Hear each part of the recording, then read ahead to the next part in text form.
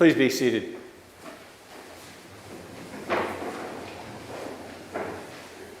Last month, I participated in a kind of official dinner that was filled with various dignitaries, academics of all sorts, experts in various things. We sat at round tables in a large room, and I was assigned a place to sit. And as it turns out, two of the people at my table, to my left and to my right, were experts in artificial intelligence. Now, I have to tell you, I've been really fascinated by the whole ChatGPT artificial intelligence thing. I've been listening to every podcast I can get my, ears on, and reading stuff in various magazines.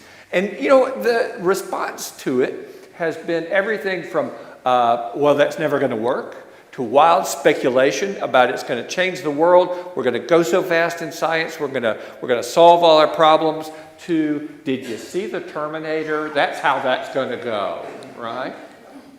So I asked these two, what do you think? What do you think? And, because that's where they butter their bread, right, AI, they were pretty upbeat about what artificial intelligence can do. And just as a footnote to that, just last week, I was in a Zoom meeting chaired by somebody else who opened with this incredibly beautiful prayer. And after he finished praying, he said, I got ChatGPT to write that for me. He just said, give me an Anglican prayer about X, and there it was. It was great. It was really great. So it can do some really remarkable stuff. Teachers at the University of South, where I'm chancellor, some of them were a little slow on the uptake. They didn't realize that some of these really excellent papers they were getting really had everything to do with what great teachers they were. And what, in fact, was happening was that ChatGPT was cranking them out, right? Now, there's a funny kind of thing about AI. It can do a lot of things. What it does is scan the web for all the information in a subject that you've asked about, right?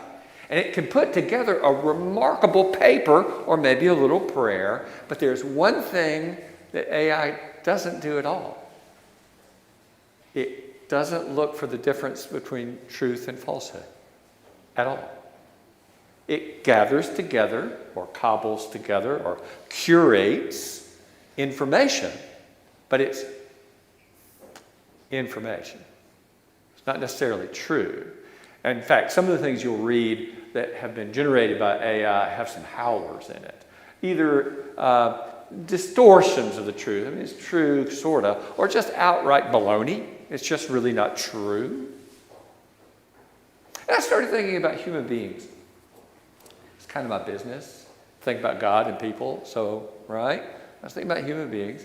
And we do have the capacity, in fact, we have the calling to discern true from false, what's real and what's not real. And the funniest thing about human beings is that we can be told the truth right to our face and not believe it. We can be told the truth by a perfectly trustworthy source and not believe it. So, for instance, in the gospel today, we read about two people walking away from Jerusalem following the crucifixion of Jesus. They were headed to Emmaus, which is kind of a no place. So Cleopas and this unnamed companion are sort of shuffling along, feeling dejected. A stranger walks up to them. We know who the stranger is. Of course, they didn't. A stranger walks up to them and says, "Hey, what you been talking about?" And you know the story. You just heard it. What they were talking about is the Messiah was crucified and died. Now look, they went on to say, well, these women said he was raised from the dead and everything. But we didn't buy any of that, right? Okay? They were told the truth and they didn't believe it. They were told the truth by women. And so you know what? Back then women were held in low esteem, and their witness would not necessarily have been taken as a credible witness. So maybe it was because they were women. But I have to tell you, do you know what Jesus did? 3 times, not once, 3 times. He told his followers, they're going to kill me, I'm going to be in the tomb for 3 days, and then I'm going to be raised from the dead. It was a spoiler, right? He told them, this is what's going to happen. You know those women who went to the tomb and found out that he had been raised from the dead? Go back and read the story. Actually read the story. We can just blast right through these things sometimes, not really pay attention. What were they bringing to the tomb? Spices to anoint a corpse. They had heard Jesus say, I am going to be killed and on the third day be raised. And what do? They go get the stuff to anoint a corpse. They didn't believe it. Now, before you go busting on these women, by the way, they were the really courageous ones. At least they went to the tomb. Where were the disciples? Right? Hiding in the basement somewhere.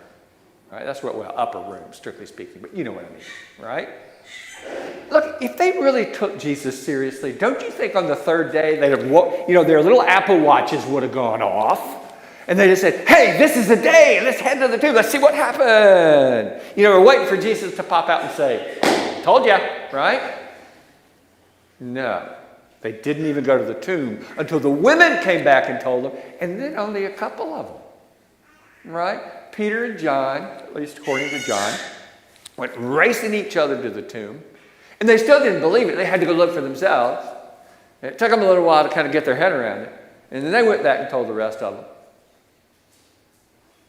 We can be told the truth. We human beings who are given the gift by God himself to tell the true from the false, to know what's real and what is not real, using the gifts of reason that we've been given, among other gifts, our imaginations, our senses, to discern the truth. And it can be right there in front of us. The Son of God, for crying out loud, right?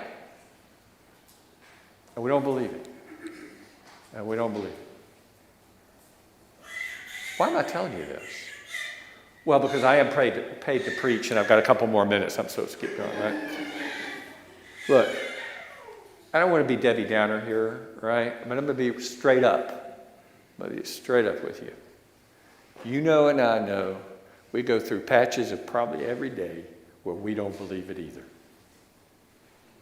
And if you say you do every single second of the day, maybe you're right.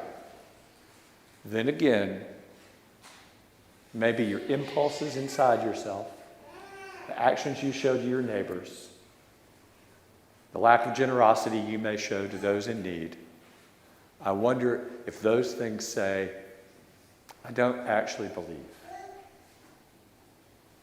The real test of belief, says the philosopher William James, great American philosopher, is how automatically do you act on a thing? How automatically? Right? I'm going to tell you something. I automatically believe in gravity. I'll bet you do too. When my wife says, those gutters are really full. They need to be cleaned out. Do you know what I do?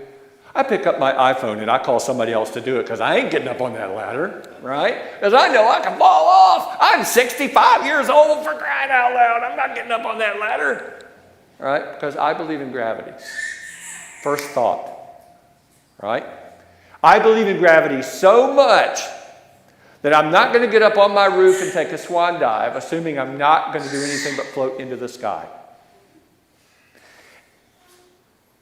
The challenge for each of us is not, we've got to right now become automatic in our everyday lives to be so faithful that Jesus is my gravity. And it's not, by the way, the message is not, you need to feel really rotten, because that's not how it is for you. Because here's the message of today's gospel. That's not the way it is for any of us. Cleopas and the unnamed disciple aren't all that different from me and you. Right? We don't necessarily believe in Jesus, not in the sense that we're atheists and we stand up there and say that he wasn't raised from the dead. I imagine pretty much all of you do believe he did. Instead, it's kind of like we go on automatic pilot, and our automatic pilot's just like everybody else's. we couldn't really be convicted of Christianity because our actions don't really show it. Our actions show that we're a hard worker, right? Maybe we're a good saver, right? Build up our wealth, which is, frankly, important to do, right? But are we forgiving? Do we see things from another person's perspective, even though that perspective makes us feel radically uncomfortable? Right? Do we really believe that a person in need should be helped because Jesus told us so, not because I think they deserve it or not? Those are Christian things. While I'm really pressing it, try love your enemy. Ouch, Jesus. Come on, really? Yeah, really. He actually said it. Don't shoot the messenger. Jesus is really aware of how high a bar he set and how frequently we fall short of it. And so what does he do? He shows up on our road to Emmaus. That's what he does. He doesn't stand back in the distance of the heavenly realms and think, boy, they sure didn't get that message, huh? He walks right beside us, even though we may not recognize it, and he'll talk to us, and he'll connect with us until our hearts are strangely warmed, until we realize, my gosh, he's been here all along, and he'll never desert us. I'm going to share one more thing with you. I promise. I'm going to wrap it up. I promise. I was sharing with folks this morning as we were getting ready for baptism and confirmation. What you're going to hear as I baptize these two folk. You were sealed by the Holy Spirit in baptism and marked as Christ's own forever. Folks, you are marked as Christ's own forever. You are marked as Christ's own forever. That does not mean that we should take it for granted and pay no attention. What it means is, in our failings, in our ineptitude, in our indifference, in our cluelessness, Jesus keeps showing up, keeps showing up, keeps showing up, keeps showing up, keeps showing up, because he believes in you. You're going to have lapses of belief in Jesus. But the message of today's gospel is as clear as a bell. Jesus never loses belief in you. Now let's go act like it. In the name of the Father, and the Son, and the Holy Spirit.